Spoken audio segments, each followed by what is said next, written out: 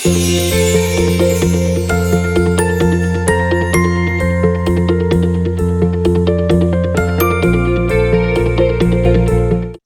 Karl Bloss, And I'm Larry Hudson. and together we are Zero E Michigan. So let's do some quick intros. Just some background. I am the electric vehicle education and outreach coordinator for Consumers Energy, although this is not a Consumers Energy podcast or channel. It's just what I do, and I really enjoy what I do, and therefore we still uh, tend to do EV outreach even when we're not on the clock. So a little bit of background on me. I lived in Germany from 2011 to 2014. And at the time, the gas and diesel there was the equivalent of about $7 or $8 a gallon. So at that point, I thought, oh, I need to do something different when I come back to the States. I was driving diesels there, but diesels are fairly dirty, and it gets in your nostrils. It's just kind of nasty. So when I came back, 2014, just the first Nissan Leafs were coming off of leases. So I managed to get a used one off lease for a good price. And then a few years later, we decided to buy a Tesla Model S as our road trip vehicle. And we just ended up using the Leaf all the time. And it kind of went from there. I now have a zero electric motorcycle. So I'm totally electric at this point, having sold my last gas car in 2018. Larry? Yeah, I actually first came across electric vehicles when the EV1 came out. My dad had an office, and down the block in Colorado, where I grew up, Denver, Colorado, there must have been the storage lot where they were collecting them.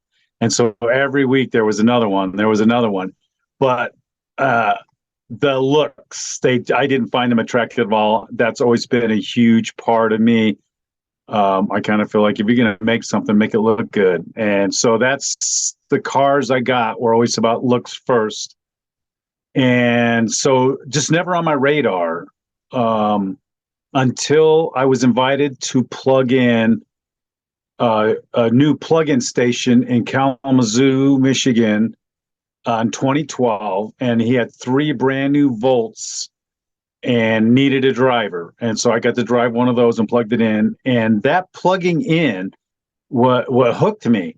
And right off the bat, I thought, man, every time I pay my electric bill, I'm helping Uncle Bob down the street at the power plant, right? My money's going there. And that's really what clicked. Also, I do remember coming across some of the Bolt prototype pictures. That was a beautiful car.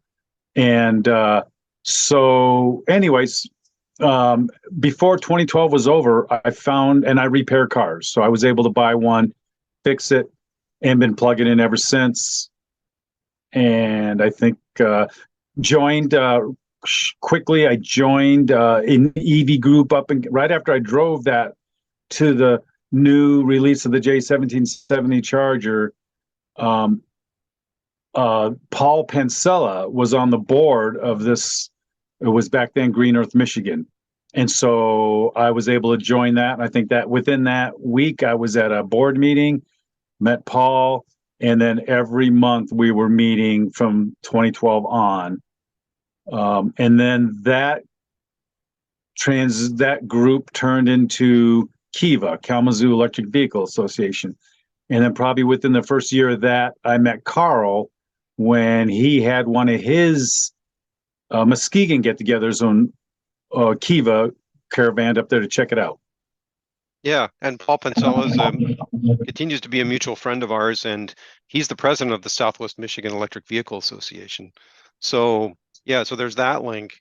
So let's talk a little bit about what we want to do here on our channel. One of the things that's important to me is to talk about electric vehicles, but also with a focus on Michigan, and hence the name Zero E Michigan is kind of a play on zero emissions. Thanks to Tyler Burke for that moniker. But so we want to talk about EVs. We want to talk about zero emission type transportation, and bring it back to Michigan, because we have definitely unique issues as far as charging infrastructure, as far as temperatures, places to go, things like that. So that's kind of what I'm thinking. Larry, any other words on that? I agree. Yeah, the whole once it started getting cold, the range loss, um, just that, your windshield, it seems to fog up more. I'm not sure if you had that. I've only ever had volts. So, anyways, like you said, it seems like certain kind of challenges that happen in Michigan. I haven't, again, because I'm in a Volt. I have the onboard generator, range extender, however you want to refer to that. So I'm not fighting with, but I do know the infrastructure. If I can go plug in somewhere, the opportunity charging, Karl's got a great video out on that. I will take advantage of that anytime for lunch. And currently in Kalamazoo, both hospitals have free chargers. The local movie theater for almost 10 years had chargers, and it was always close to where I had to do work up there, and I would plug in. Anyways, yeah. So Yeah, and I think those are the kind of issues that we can bring to light as well. The charging infrastructure that we know about. For example, I just drove up to Hart, Michigan, which had a charge point unit that was broken for a while, and now it's fixed again. So if we can relay that kind of information on a timely fashion to the locals, I think that would be beneficial.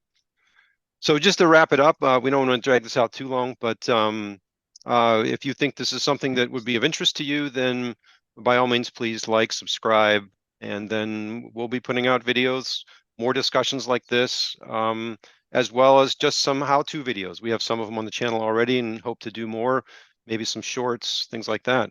Larry, final words? yeah, also I am a big fan of YouTube. When I bought my first Volt, YouTube saved me on getting a bunch of affordable repairs because I bought it wrecked. And anyways, I've just been a fan of YouTube. So like, subscribe, and share is the three things that really help us get the word out. And I agree, like with Karl, we would meet once a month. And I would have to say, in the course of the year, our local Kiva group, it was always people that already had electric cars. We might get one or two stragglers. I tried to bring people, but it is really a hard sell to get people to change over to electric, and it's so unfortunate. And definitely need to figure out that what's it going to take.